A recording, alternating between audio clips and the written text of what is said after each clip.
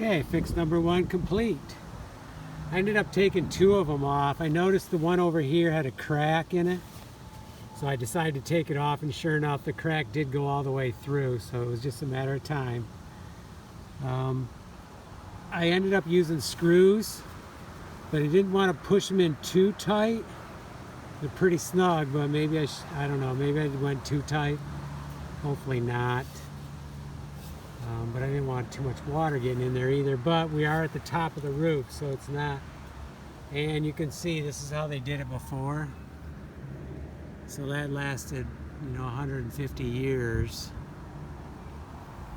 So I'm sure my job should last, unless I went too tight. That's the only thing I'm a little worried about. Theirs have a little bit more flex. Yeah, maybe I better loosen them up just a touch. I did have a little flex, but then when I put the top ones in, it took it away. So I might back them up just like 1/8 of a turn. And then next we'll work on this, but I can't do it right now. I need to get to my other job. But we'll be working on it. It is beautiful up here. Got a skyline view here. Leaves are really in probably at peak.